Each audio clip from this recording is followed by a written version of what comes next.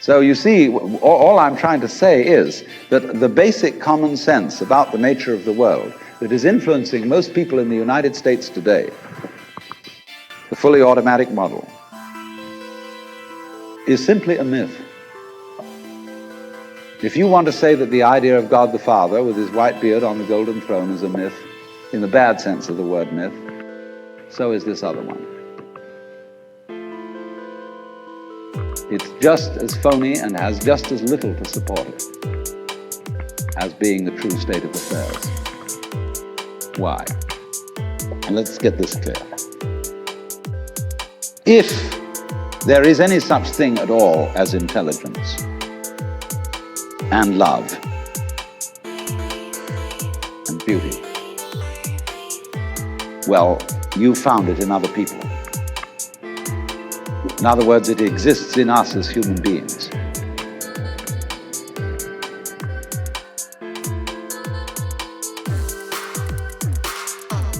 And as I said, if it is there in us, it is symptomatic of the scheme of things. We are as symptomatic of the scheme of things as the apples are symptomatic of the apple tree or the rose of the rose bush.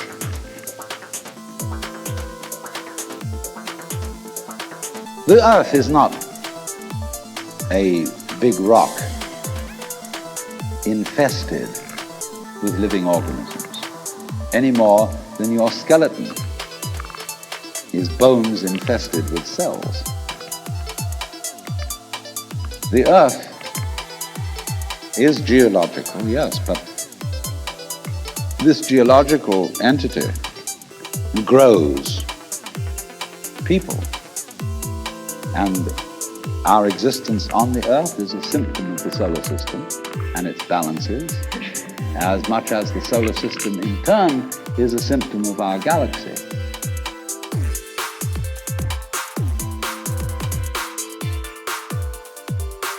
And our galaxy in its turn is a symptom of the whole company of galaxies.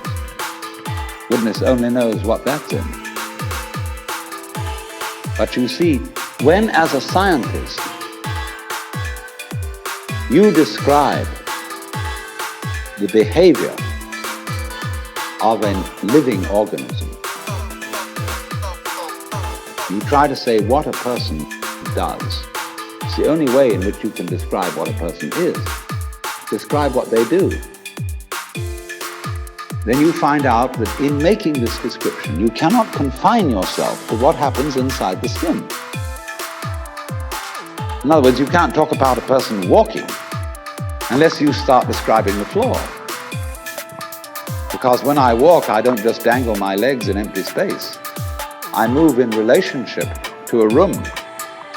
And so in order to describe what I'm doing when I'm walking, I have to describe the room. So in describing my talking at the moment, I can't describe this just as a thing in itself, because I'm talking to you. And so what I'm doing at the moment is not completely described unless your being here is described also. So if that is necessary, if in other words, in order to describe my behavior, I have to describe your behavior and the behavior of the environment, it means that we've really got one system of behavior. That what I am involves what you are. I don't know who I am unless I know who you are. And you don't know who you are unless you know who I am.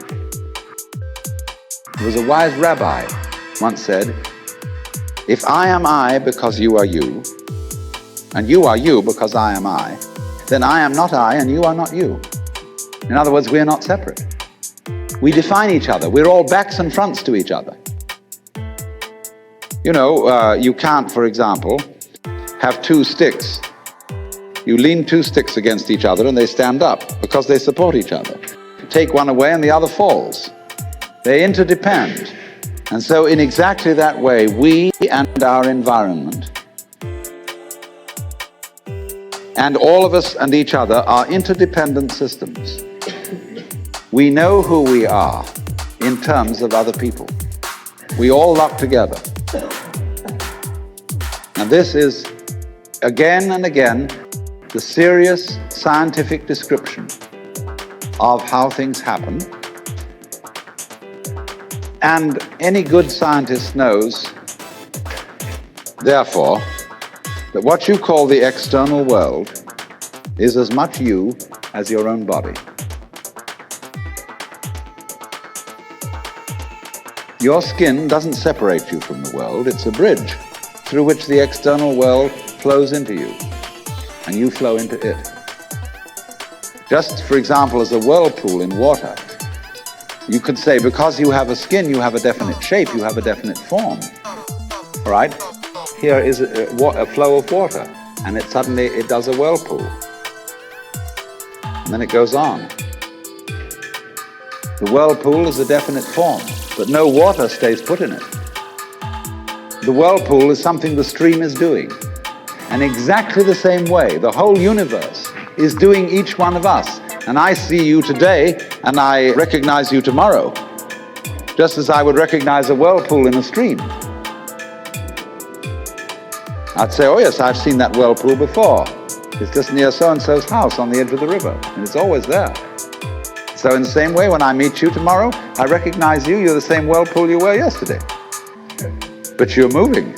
The whole world is moving through you. All the cosmic rays, all the food you're eating, the stream of steaks, everything's just flowing right through you.